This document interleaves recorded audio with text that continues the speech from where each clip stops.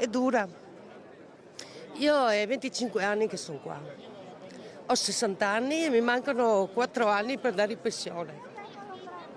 Spera in qualche modo di poter continuare e finire la carriera qui? Spero, perché a 60 anni nessuno mi vuole.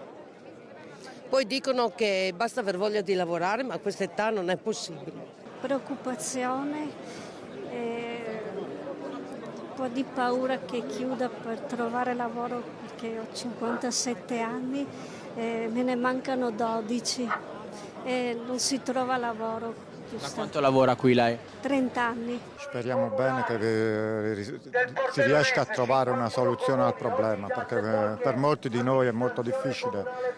Prenda me, io ho 59 anni, se perdo sto lavoro sto rovinato. Da Porcia, dove è stata proclamata un'altra giornata di sciopero, le voci della disperazione dei lavoratori dopo l'annuncio shock di Electrolux, che prevede 1700 esuberi in Italia e la chiusura dello stabilimento di Cerreto.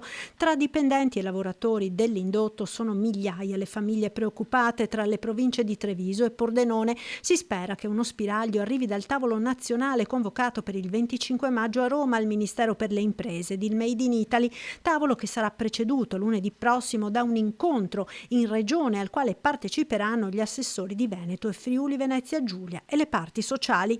A Susegana oggi giornata di assemblea per i lavoratori. I sindacati hanno quantificato in circa 200 gli esuberi per la sede veneta. Senza contare che ci sarà una ripercussione forte anche su chi lavora per noi all'interno della fabbrica, che non è un dipendente diretto, le signore della mensa, le signore delle pulizie, chi fa carico e scarico, le ditte esterne e le ditte che lavorano per noi, quindi è veramente un dramma.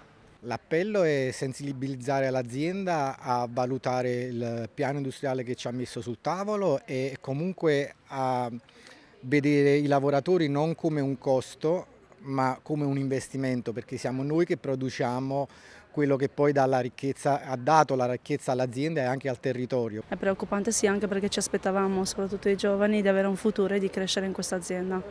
E ritrovarsi così da un giorno all'altro non sicuri di essere tra quelli che rimarranno non è facile, ecco, una situazione un po'... si spera in qualche miracolo. Intanto la carenza di componenti fondamentali per la produzione di frigoriferi, piani in vetro e cavi elettrici ha indotto la direzione dello stabilimento di Susegana a prevedere per lunedì 18 maggio una fermata completa della fabbrica per tutta la giornata. Sarà chiesta la cassa integrazione ordinaria.